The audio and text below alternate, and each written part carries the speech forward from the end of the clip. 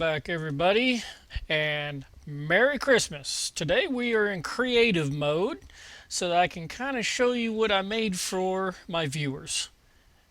It's a Christmas tree. Yeah, buddy.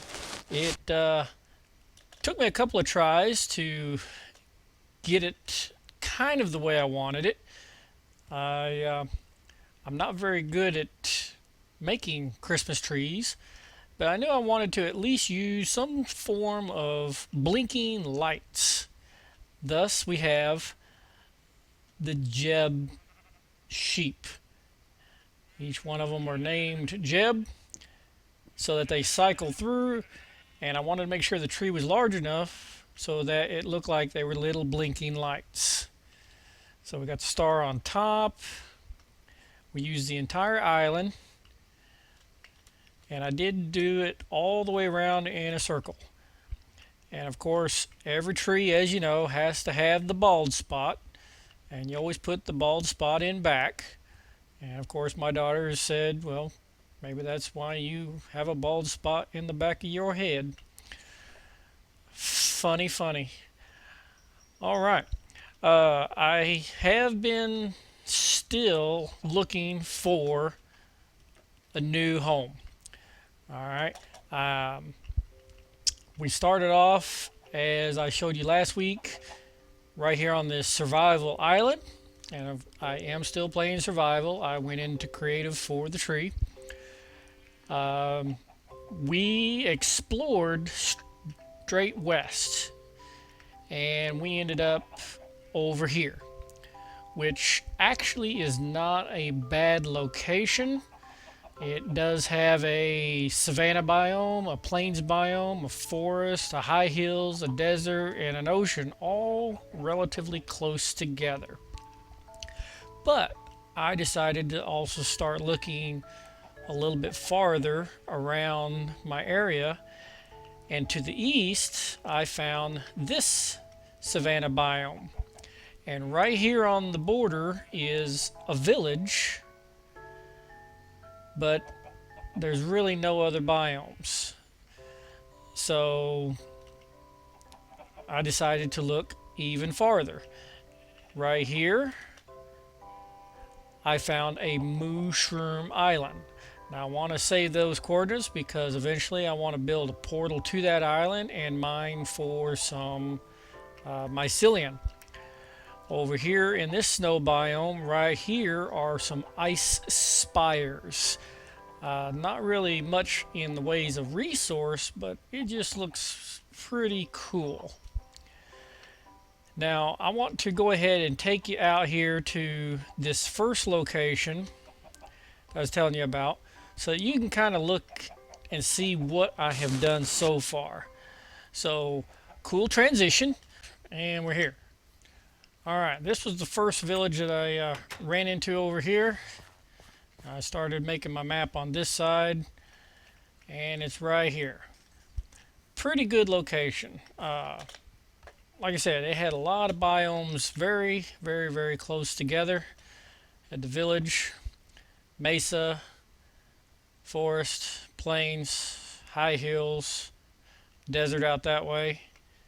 And then we even had some extreme savanna over here and the ocean. Now, I used my X-ray feature. It's not a glitch, it's a feature. And if the game will let you do it, it's legal. But down here, there's an abandoned mine shaft, so that's kind of cool. But there's very, very few dungeons, and I couldn't figure it out. I'm like, why are there so few dungeons in 1.7? I got this suspicious feeling that they did something to the dungeon. So I went out and looked it up on the wiki, and sure enough, as a byproduct of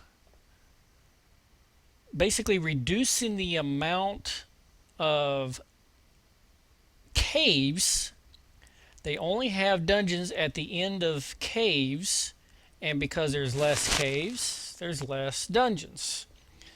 I believe there's a dungeon back over there in this cave, and I really like this mountain. I'm thinking about maybe putting a a beacon torch or signal torch up there like they did in the old days.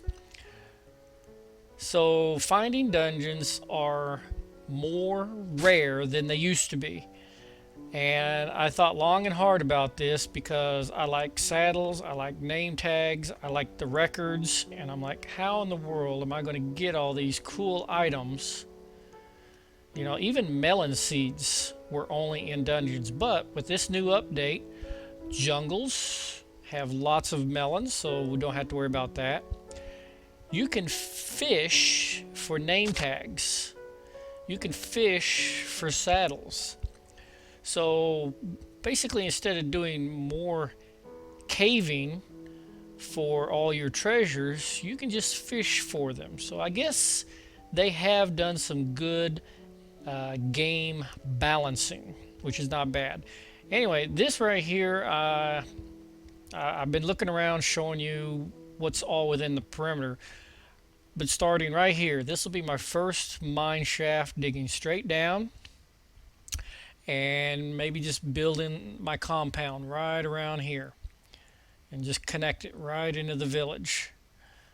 All right, so that's option number one. Let's take off and go to the second location. Transition. Nice transition there. All right, this is the second location I found that I showed you on the map, where it was right next to the village, or excuse me, right next to the desert. Nice village. It's a good sized village. It's missing a church though. Another thing I love about this location is it has a gorgeous ravine right next to the village. Dead skeleton. This ravine is so cool. Right here is a crisscross. You got a ravine going one way and you got a ravine going the other way. I can just see myself setting up all kinds of catwalks and crisscrossing, and just it would be a good place to start a mine immediately right here. Another thing that I liked about this was back here between these mesas, you had a nice flat open area, and this is a lot of savanna. Couldn't find a whole lot of horses though, but that's okay. We can find horses. Okay, X-ray vision. We got one dungeon down here, one dungeon down here with an abandoned mine shaft. So I'm thinking right here, dig my first mine, and then build our compound right out here toward the village. So the village will be close, but not too close. So this is not a bad location as far as resources. We got the ravine, the mine shaft, dungeons for mob spawning.